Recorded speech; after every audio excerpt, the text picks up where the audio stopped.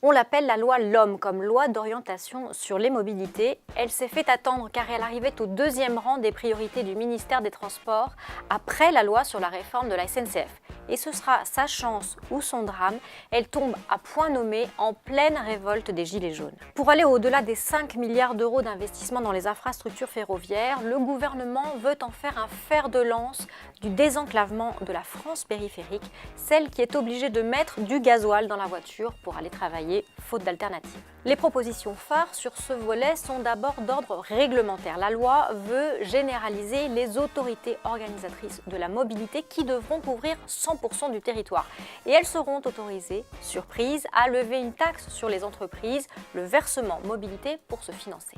Objectif affiché, organiser d'autres modes de transport sur le territoire que le tout voiture, mais les moyens risquent d'être faibles. Ça se bornera sans doute à organiser du covoiturage ou des transports à la demande, c'est-à-dire ces navettes des villes moyennes ou des transports par taxi. On parle aussi d'un forfait mobilité qui pourrait aller jusqu'à 400 € par mois, mais les subventions, c'est très bien, ça ne règle jamais les problèmes de fond. Pas sûr que ça suffise à calmer la vindicte des gilets jaunes, d'autant que dans le même temps, d'autres catégories qui pouvaient payer sont finalement épargnées.